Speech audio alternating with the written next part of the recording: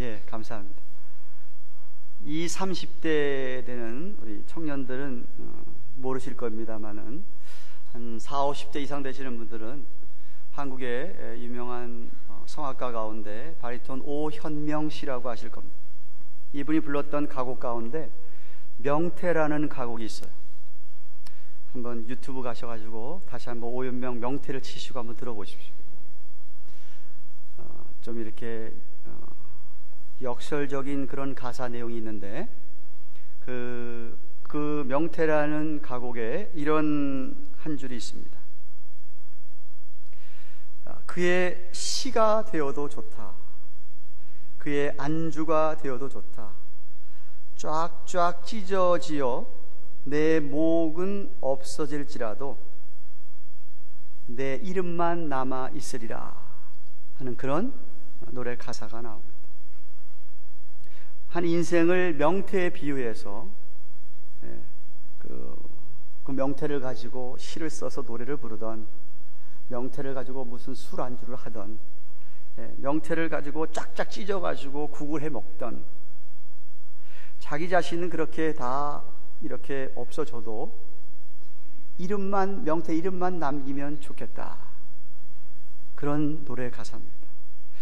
그러니까 인생을 살더라도 그 인생이 정말 다른 사람에 의해서 누군가에 의해서 다 그렇게 쓰여지고 나더라도 참 그 이름 하나 남겨놓으면 의미 있는 인생이 아니냐 하는 그런 밑바탕에서 쓴 노래 가사라고 생각을 합니다. 바울은 아마 그렇게 살지 않았나 생각합니다. 자기 자신을 다 내어주고라도 그는 자신의 이름 바울보다는 예수님의 이름을 남기기 위했던 그런 귀한 그 길을 걸어갔던 사람입니다. 바울은 자신이 8장에서 한 말씀, 자유인이지만 얼마든지 마음껏 우상 제사 음식 먹을 수 있지만 자 그런 거 다 내려놓고 약한 자들을 위하여 다 포기할 수 있다 하는 그런 본을 보이고 있음을 9장 1절부터 14절 지난주에 본 말씀에서 증거하였습니다. 자신과 바나바 동역자도 자유인으로서 얼마든지 그렇게 우상에 드린 음식 고기를 먹을 수도 있고, 고린도 교회에 그동안 수고한 것 생각하면 사례를 얼마든지 받을 권리가 있지만 복음을 위하여 그런 자유도 내려놓고 그런 권리를 다 포기하고 사역하고 있다고 하였습니다.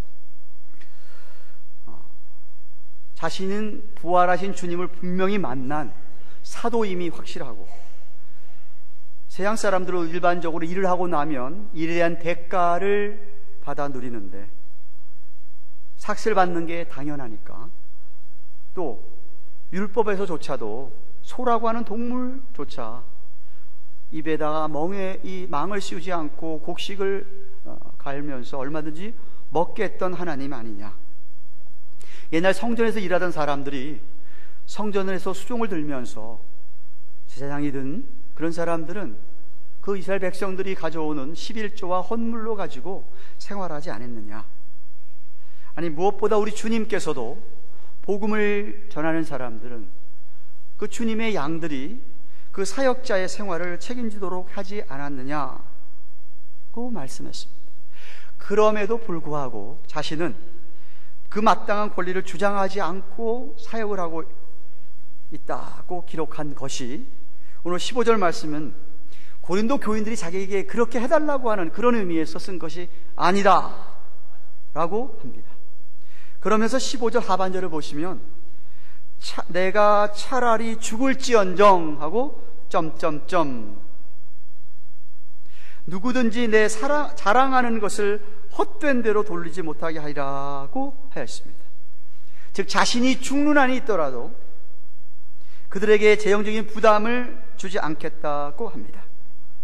아마 바울이 고린도에서 사역을 할 당시에 겪었던 여러 어려움들을, 경험들을 기억으로 되살리면서 감정이 격해져 가지고 도저히 더 이상 글을 써나갈 수 없어서 정상적인 방법으로 글을 맺지 못하고 있습니다. 그래서 그저 말 줄임표로 점점점하고 중단했습니다. 헬라의 원어에도 그렇게 되어 있습니다. 어쩌면 차라리 영혼을 얻는데 걸림돌이 될 밖에는 재정적인 요구를 하지 않고 굶어 죽는 것이 낫다 하는 그런 뜻 같습니다.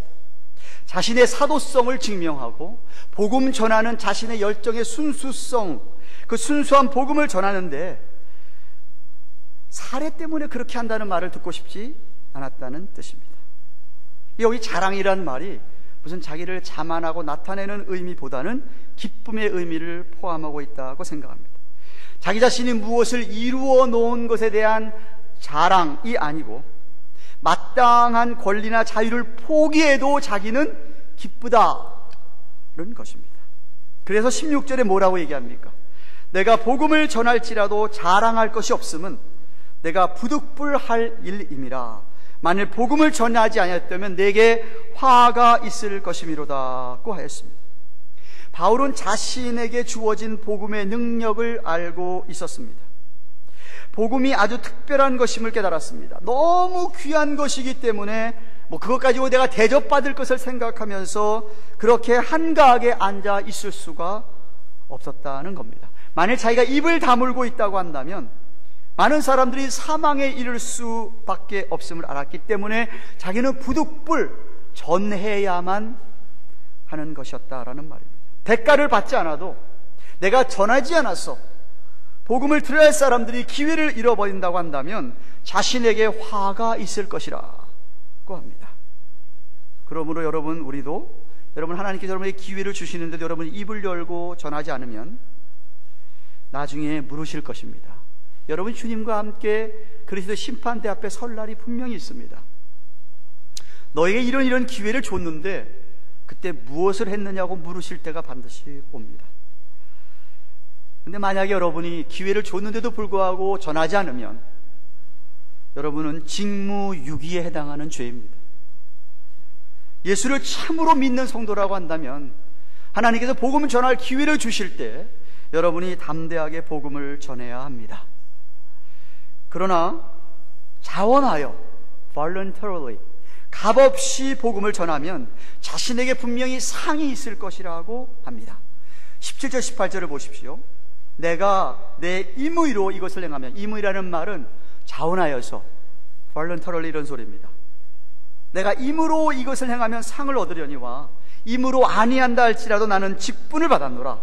그러니 내 상이 무엇이냐? 내가 복음을 전할 때 값없이 전하고 복음으로 인하여 내게 있는 권리를 다 쓰지 아니하는 이것이로라라고 합니다. 즉 복음을 전하면서 아무 대가를 받지 아니하고 그렇게 복음을 전하면 훗날 하나님께 받을 상이 크다는 말씀입니다. 그래서 자신의 권리를 완전히 포기하는 것이며 이 세상에서는 모든 것을 다 잃어버려도 자신은 괜찮다라는 말씀입니다. 그는 만약 이 세상에서 자기가 상을 다 받고 대가를 다 받으면 저 천국에서 주님께 받을 상이 없어질 것을 알았기 때문에 이 세상에서 박수를 많이 안 받고 상을 안 받고 대가를 많이 안 받아도 얼마든지 좋아서 그런 거 받지 않고 오히려 다 포기할 수 있었다라고 합니다. 그렇기 때문에 바울은 복음을 전해서 한 영혼이라도 더 구원하려고 자기 자신을 다 내려놓았다. 자기 고집을, 자기를 부인하고 철저하게 자기 자신을 낮추면서 복음 전할 사람의 눈높이에 맞추었던 그런 바울이었습니다. 아니, 한 걸음 더 나가서 그 전하고 싶은 사람의 종, 그 사람을 정말 섬기기를 원했습니다. 그래서 19절 말씀을 보시면 내가 사람에게 자유하였으나, 얼마든지 자기가 자유롭게 살 수 있으나 스스로 모든 사람에게 종이 된 것은, 모든 사람의 노예처럼 사는 것은 더 많은 사람을 얻기 위해서다. 아마 바울은 잠언서 11장 30절에 있는 의인의 열매는 생명나무인데 지혜로운 자는 사람을 얻느니라 는 말씀을 믿고 있었던 것 같습니다.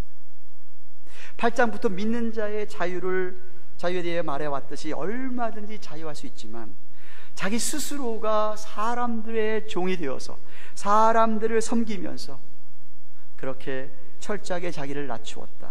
이유는 더 많은 사람들을 주께 인도하기 위하여, 복음을 위하여 그렇게 자신을 철저하게 부인하고 살았다 라고 합니다. 예를 들어 설명합니다. 20절, 21절, 22절에 20절 보십시오. 유대인들에게는 내가 유대인과 같이 된 것은 유대인들을 얻고자 함이요, 율법 아래 있는 자들에게는 내가 율법 아래 있지 아니하나 율법 아래 있는 자 같이 된 것은 율법 아래 있는 자들을 얻고자 함이요 라고 하면 자기가 유대인인 척 했다는 뜻도 아니고요, 자기가 유대인 지파 혈통을 타고났다는 걸 갖다가 자랑했다는 뜻도 아닙니다. 단지 유대인들이 알고 있고 갖고 있는 토라를 비롯한 구약 성경을 자기도 너무나 잘 알고 있었기 때문에 그 구약 성경에 나타난 메시아를 자기는 그렇게 그들과 함께 나누면서 그들과 똑같이 자기도 구약 성경을 믿는 사람이다 라고 이야기하면서 그렇게 복음을 전했다. 율법 아래 있는 자리라고 얘기한 것은 유대인을 뜻하기도 하지만 저는 이방인이었다가 유대인으로 개종한 사람들이 유대율법을 지키려고 막 힘을 쓰고 애를 쓰는 그런 사람들을 뜻하지 않나 생각합니다. 그래서 바울은 그들의 개종을 무시하지 않으면서도 복음과 부딪히지 않는 한 율법의 규례나 규정, 도덕적인 그런 것들을 함께 지켜주었다라는 그런 뜻입니다. 뿐만 아니라 21절 22절 보시면은 율법 없는 자에게는 내가 하나님께는 율법 없는 자가 아니요 그리스도의 율법 아래 있는 자지만 율법 없는 자와 같이 된 것은 율법 없는 자들을 얻고자 함이라. 약한 자들에게는 내가 약한 자와 같이 된 것은 약한 자들을 얻고자 함이요 여러 사람에게 여러 모양이 된 것은 아무쪼록 몇몇 사람을 얻고자 구원코자 함이라 하고 하였습니다. 여기 율법 없는 자는 이방인을 가리키는 말이죠. 사실 바울같이 평생을 율법으로 사는 사람이 율법을 전혀 모르는 사람하고 잘 어울려서 그들과 함께 된다 쉽지 않습니다. 그런데 바울은 그 이방인 한 영을 얻기 위해서라도 자기가 그런 거 다 내려놓고 이방인들과 같이 그들에게 자신을 맞추었다라고 합니다. 한 사람이라도 복음으로 얻기 위해서. 약한 자에게는 약한 것을 인정해 주면서 그들과 하나가 되었습니다. 여러 천차만별의 종류의 사람들에게는 자기가 여러 천차만별의 종류의 사람들처럼 자신을 맞추고 낮추어서 어떻게 해서든지 그런 사람들 몇몇이라도 얻고자 십자가 복음으로 인도하고자 그렇게 자기를 낮추었다라고 합니다. 부자 사람들에게는 부자 사람인 것처럼 가난한 사람은 가난한 자인 것들도 다 인정하면서 그렇게 많이 배워 똑똑한 사람에게 똑똑한 사람처럼 못 배워서 무식한 사람 자기도 못 배워서 무식한 자처럼 그렇게 어프로치를 해서 어떻게든지 복음을 전하여서 그 사람들을 얻기를 애를 썼다라고 합니다. 왜죠? 이유는 23절에 말씀하신 것처럼 내가 복음을 위하여 모든 것을 행함은 복음에 참여하기자 함이라 한 것처럼 그래야만 나중에 주님 앞에서 복음 전한 상을 온전히 다 받게 되기 때문이다.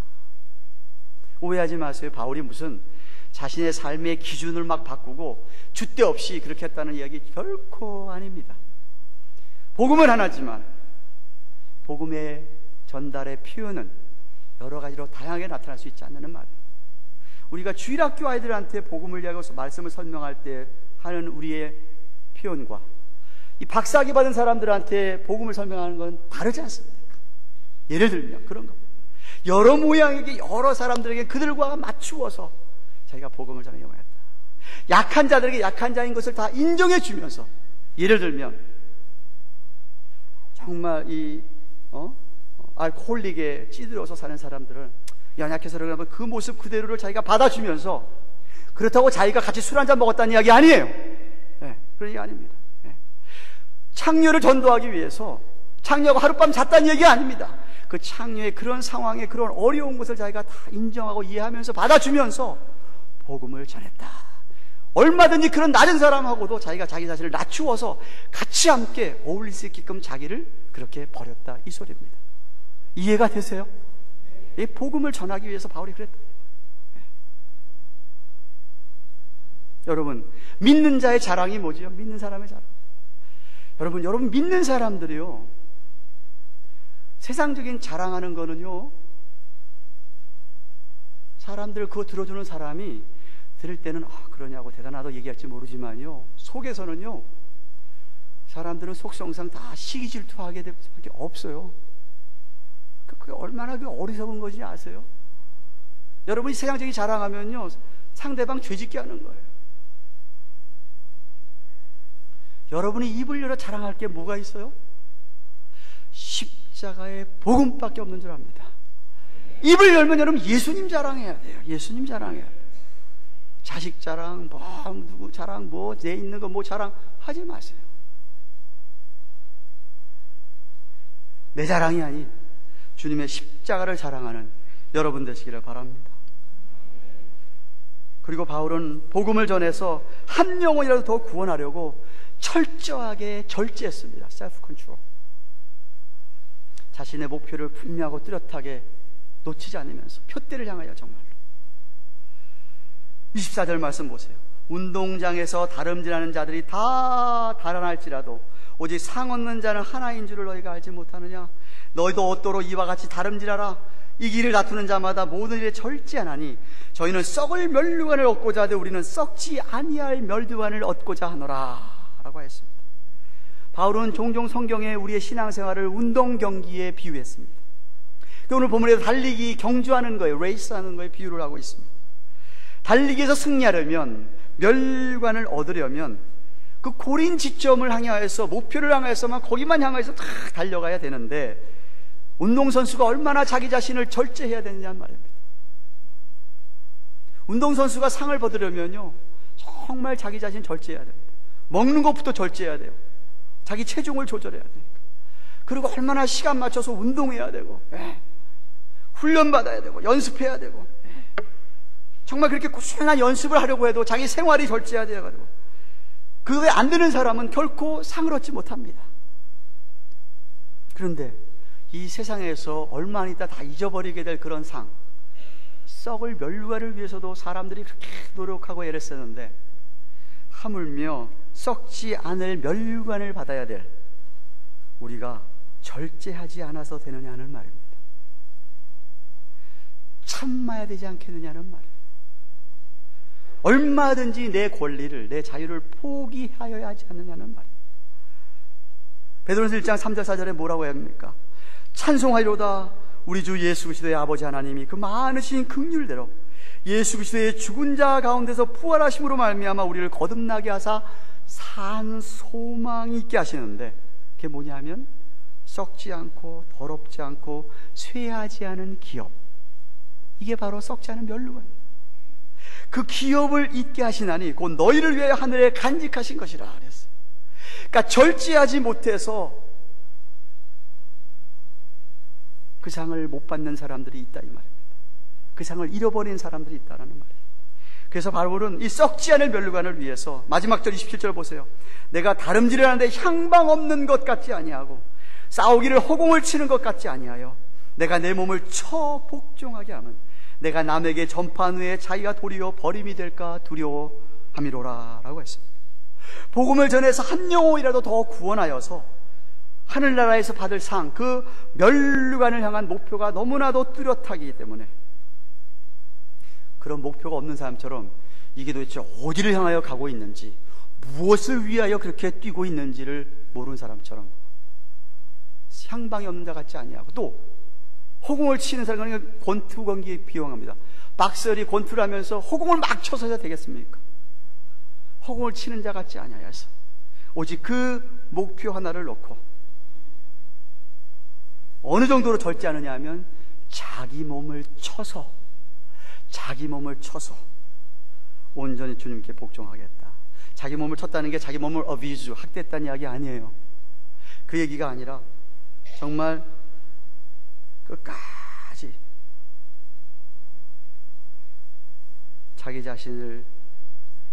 자기의 육체적인 본성을, 이 죄성, 이 정신적인 죄의 경향, 성향, 이런 것들, 욕망을 성령께 복종했다, 이런 뜻입니다. 그게 자기 자신을 쳤다는 뜻이에요. 여기 마지막 절에 내가 남에게 전파한 후에 자기가 도리어 버림이 될까 두려워라는 말이 자기 구원을 잃어버린다는 소리 아닙니다. 만약 자기가 그렇게 된다고 한다면 결코 진정으로 거듭난 신자가 아닌 것을 입증하는 것을 자기가 알고 있다는 뜻이고, 오히려 자기 자신을 절제하지 못하면 전혀 상을 받지 못할 것을 알고 자기가 그것을 두려워한다는 의미입니다. 예를 들어 볼까요? 성경에 구약성경 사사시대에 삼손이라는 사사가 있었습니다. 특별한 사람이었습니다. 나실인으로 태어났습니다. 부모가 너희가 나실인으로서 머리를 자르면 안 되고 포도주와 독주를 먹으면 안 되고 규례를 정해놨습니다. 그런데 그는 자기 자신을 너무나도 과신해서 절제하지를 못했습니다. 나신으로서 금해야 될 것을 주의를 기울이지 못하고 유혹에 넘어가서 결국은 머리를 다 뽑히고 얼마나 비참하게 됐습니까? 나중에 하나님이 자비를 베풀어 주셔서 마지막 전쟁에서 그도 죽고 같이 블레 사람들이 다 죽는 그런 결과는 보겠습니다만 말입니다. 그러므로 여러분 안에 육체의 욕망과 죄성이 발동하려는 것을 물리치고 정말 절제하고 끝까지 참고 견디는 자에게 썩지 않을 면류관, 그 귀한 상이 주어지는 것을 여러분이 기억해야 합니다. 사랑하는 여러분, 여러분들은 복음을 위하여, 한 영혼을 더 얻기 위하여, 한 사람이라도 더 얻기 위하여, 아니 이 썩지 아니할 면류관을 위하여 얼마나 노력하고 있습니까? 이 목표 때문에 내 유익과 내 권리와 내 자유를 얼마든지 포기하고 사십니까? 예수님처럼 정말 자신을 부인하며 철저하게 다른 사람들의 눈높이에 나를 맞추어서 어떻게든지 그 영혼이 주님께 돌아오기를 인도하려고 그렇게 하고 있습니까? 여러분은 얼마나 많은 사람들을 넓은 마음으로 품고 있습니까? 정말 여러분의 마음이 넓어서 누구나 다 여러분에게 적어도 용납이 됩니까? 저 사람은 내 절대로 용납 못해. 그런 사람이 있다고 한다면 여러분 곤란합니다. 주님이 하신 일을 생각해 보세요.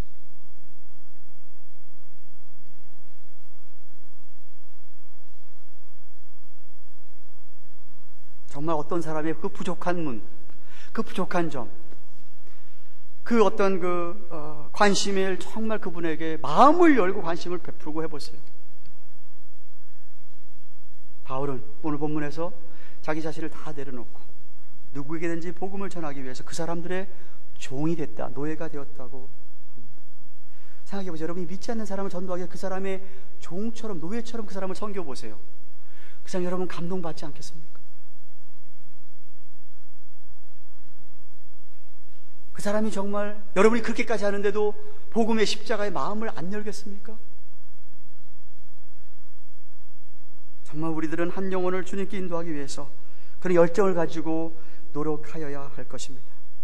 만약 여러분의 마음이 우리들의 마음에 십자가를 향한 뜨거운 사랑이 식지 않는다면 우리는 그렇게 노력할 수 있습니다. 또 여러분 절제하셔야 됩니다. 신앙생활은 경주자의 삶입니다. 레이스라고 있는 겁니다.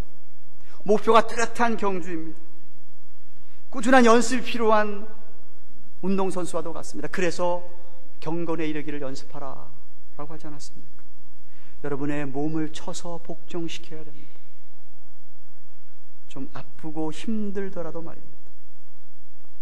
갈라디아서 5장 22절 13절인 대로 성령의 9가지 열매 가운데 제일 마지막 열매가 절제입니다. 아마도 제일 마지막에 나와 있는 것이 가장 힘들고 어려워서인지도 모르겠습니다. 그만큼 그 열매를 맺기 어려워서 마지막에 났는지도 모르지만 여러분이 그렇게 절제 열매를 맺으면서 수고하신다면 여러분이 영혼들을 얻으실 것입니다. 얼마 전에 이런 글을 읽었습니다. 나는 한국에도 아직 이런 곳이 있는지 몰랐는데요. 한국에 있는, 서울에 있는 초등학교 3학년 10살쯤 됐나요? 어린 친구가 이렇게 글을 썼습니다. 사랑하는 예수님, 안녕하세요. 저는 구로동에 사는 용욱이에요. 구로 초등학교 3학년이고요. 우리는 벌집에 살아요. 벌집이 무엇인지 예수님 아시지요? 한 울타리에 55가구가 사는데 방문에 1, 2, 3, 4, 5 번호가 써 있어요. 우리 집은 32호예요. 화장실은 동네 공중 변소를 쓰는데 아침에 줄을 길게 서서 차례를 기다려야 해요. 줄을 설 때마다 저는 21호에 사는 순희 보기가 부끄러워서 못 본 척하거나 참았다가 학교 화장실에 가서 해요. 우리 식구는 외할머니와 엄마, 여동생 용숙이랑 4식구가 살아요. 우리 방은 할머니 말씀대로라면 라면 박스만 하는 데서 4식구가 다 같이 잠을 잘 수가 없어요. 그래서 엄마는 구로 이동에 있는 술집에서 주무시고 새벽에 오세요. 할머니는 운이 좋아야 한 달에 2번 정도 치료 사업장에 가서 일을 하시고 있어요. 아빠는 청송교도소에 계시는데 엄마는 우리 보고 죽었다고 말해요. 저는 제가 통 없는 사람인 줄만 알았던 거예요. 그런데 그날은 제가 죄인인 것을 알았어요. 친구들이 우리 엄마를 보고 술집 작부라고 하는 말을 듣는 것이 죽기보다 싫었고요. 예수님, 우리는 참 가난해요. 그래서 동해에서 구호 양식을 주는데도 도시락 못 사가는 날이 더 많아요. 엄마는 술을 많이 먹어서 간이 나쁘다는데도 매일 술 취해서 어린애 마냥 엉엉 우시기를 잘하고 우리를 보고 이 애물단지들아 왜 태어났니? 같이 죽어버리자고 하실 때가 많아요. 지난 4월달 부활절날 제가 엄마 때문에 회개하면서 우는 것 예수님 보셨죠? 저는 예수님이 제 죄 때문에 돌아가셨다는 말을 정말로 이해 못했거든요. 매일 술 먹고 주정하면서 다 같이 죽자고 하는 엄마가 얼마나 미웠는지 아시죠? 근데 그 부활절날 저는 엄마 미워했던 거 용서해 주세요라고 예수님께 기도했는데 예수님께서 십자가에서 피 흘리시는 모습으로 용우가 내가 너를 용서한다라고 말씀하시는 것 같아서 저는 그만 와락 울음을 터뜨리고 말았어요. 그날 교회에서 찐 계란 2개를 부활절 선물로 주시길래 집에 갖고 와서 할머니와 어머니에게 드리면서 생전 처음으로 전도를 했어요. 예수님을 믿으면 구원을 받는다고요. 몸이 아파서 누워 계시던 엄마는 화를 내시면서 응? 구원만 받아서 사냐? 하시면서 집주인이 전세금 50만 원에 월세 3만 원을 더 올려달라고 하는데 예수님이 구원만 말고 50만 원 주시면 내가 예수를 믿지 말라고 해도 믿겠다 하시지 않겠어요? 저는 엄마가 예수님을 믿겠다는 말에 신이 나서 기도한 거 예수님 아시죠? 학교 갔다 올 때도 몰래 교회 들어가서 기도했잖아요. 근데 마침 어린이날 기념 글짓기 대회가 덕숭에 있다면서 우리 담임선생님이 저를 뽑아서 보내주셨어요. 저는 청송에 계신 아버지와 서초동에서 꽃가게를 하면서 행복하게 살던 그때 얘기를 그리워하면서 불행한 지금의 상황을 썼거든요. 청송에 계신 아버지도 어린이날에는 그때를 분명히 그리워하시고 계실 테니 엄마도 술 취하지 말고 희망을 갖고 살아주면 좋겠다고 그렇게 썼어요. 예수님, 그날 제가 1등상 타고 얼마나 기뻐했는지 아세요? 아시죠? 그날 엄마는 너무 몸이 아파서 술도 못 드시고 울지도 못하셨어요. 그런데 그날 저녁에 뜻밖의 손님이 찾아오셨어요. 글짓기의 심사위원장을 맡으신 노 할아버지 동화작가 선생님이 물어서 저희 집에 찾아오신 거예요. 할머니는 대접할 게 하나도 없다고 급하게 동네 구멍가에 가서 사이다 한 병 사오셨어요. 그 할아버지가요, 엄마에게 똑똑한 아들을 두었으니까 힘을 내라고 위로해 주셨어요. 엄마는 눈물만 줄줄 흘리면서 엄마가 일하는 술집에 내려가시면 같이 약주라도 한 잔 대접하겠다고 하니까 그 할아버지는 자신이 지으신 동화책 5권을 놓고 돌아가셨어요. 저는 밤늦게까지 그 할아버지가 지으신 동화책을 읽다가 깜짝 놀랐어요. 그것은 다름이 아니라 책갈피에서 웬 흰 봉투가 하나 떨어지는 것 아니겠어요? 표 보니까 생전 처음 보는 수표였어요. 엄마에게 보여드렸더니 엄마가 깜짝 놀라시며 세상에 이럴 수가, 이렇게 고마운 분이시다니 말씀하시다가 눈물을 흘리셨어요. 저는 마음속으로 할아버지께서 가져오셨지만 사실 예수님이 주신 거예요 라고 말하는데, 엄마도 그런 내 마음을 아셨는지, 예, 용우가 예수님께서 구원만 주신 것이 아니라 50만 원을 주셨구나 라고 우시면서 말씀하시는 거예요. 할머니도 우시고 저도 감사의 눈물이 나왔어요. 동생 용숙이도 괜히 따라오면서 오빠, 그럼 우리 여기서 안 쫓겨나고 계속 살 수 있는 거야? 말했어요. 근데 너무 신기한 일이 주일날 벌어졌어요. 엄마가 주일날 교회를 가겠다고 화장을 아주 엷게 하시고 나선 거예요. 대회에 가신 엄마가 얼마나 우셨는지 두 눈이 솔방울만 해가지고 집에 오셨더라고요. 나는 엄마가 우셨길래 또다시 각지 죽자고 하면 어떻게 하나 겁을 집어먹고 있는데, 용우가 그 할아버지한테 빨리 편지 써. 엄마가 죽지 않고 열심히 벌어서 주신 돈을 꼭 갚아드린다고 말이야 하는 것 아니겠어요? 저는 엄마가 저렇게 변하는 것이 참으로 신기하고 감사했어요. 고마우신 예수님, 참 좋으신 예수님 감사합니다. 그 할아버지께서 사랑으로 주신 수표는 제가 커서 꼭 갚을게요. 그러니까 제가 어른이 될 때까지 그 동화 할아버지께서 건강하게 사시도록 예수님이 돌봐주세요. 이것만은 꼭 약속해 주세요. 예수님, 너무나 좋으신 예수님, 이 세상에서 최고의 예수님을 용욱이가 찬양합니다. 예수님 사랑합니다.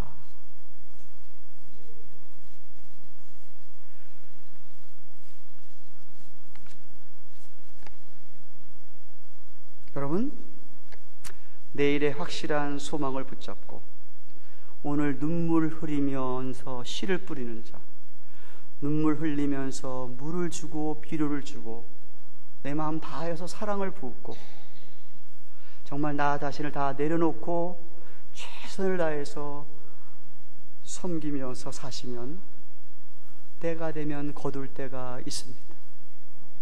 하나님이 다 보고 계시고 알고 계시고 듣고 계시고, 정말 우리 주위에 잃어버린 자들, 상처받은 영혼들을 여러분이 뜨겁게 사랑할 수 있기를 바랍니다. 약한 자들에게는 약한 자처럼 어떤 모양의 사람이든지 다 품을 수 있으면서 정말 여러분이 그렇게 종처럼 섬길 수 있기를 바랍니다. 복음을 위하여, 영원한 썩어지 않을 상급을 위하여 그렇게 수고하고 애쓰신 여러분 되시기를 주님의 이름으로 축원합니다. 기도하십시다. 여러분은 어디로, 무엇을 향하여 가고 계십니까?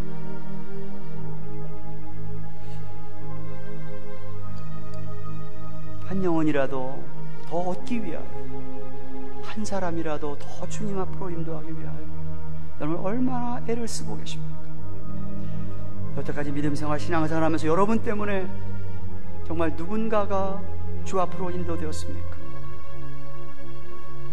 하나님, 정말 나 자신의 모든 것 다 내려놓고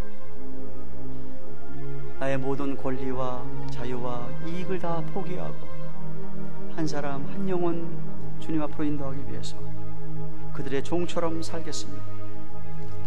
하나님, 절제할 수 있도록 도와주시고 내가 내 몸을 처복종시켜서 영혼을 얻을 수 있게 하시고 썩지 아니할 면류관인 상급을 위하여 오늘도 그렇게 살아갈 수 있도록 도와주세요. 우리 같이 한번 자신의 삶을 돌아보면서 동성으로 기도하겠습니다.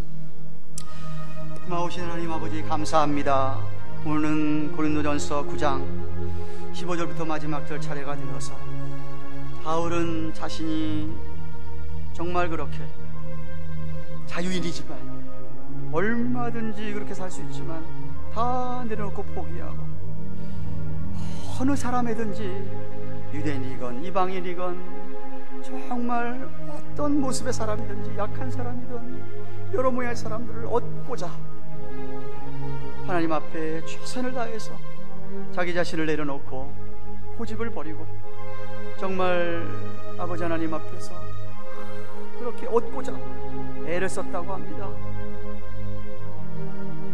자기 자신의 몸을 쳐서 복종시키기까지 하여서 그 면류관을 바라보고 상을 바라보면서 애를 썼다고 하는데, 하나님, 우리는 우리의 수고와 노력 때문에 정말 어느 누구가 주 앞에 인도가 됐는지 아버지 하나님 생각하면서 이 시간 이후부터라도 우리의 마음에 누구든지 다 품을 수 있고 용납할 수 있는 마음이 되어서 정말 하나님 아버지 앞에 그 영혼들을 놓고 기도하며 그 영혼들이 주 앞에 돌아오기 위해서 애를 쓰며 아버지 하나님, 그렇게 아버지 앞에 살아가서 훗날 주님 만났을 때 내가 너에게 기회를 주었는데 네가 정말 그렇게 했느냐고 물으실 때 하나님, 최선을 다해서 그랬습니다 라고 이야기할 수 있는 우리가 되도록 하나님 축복하여 주시옵소서.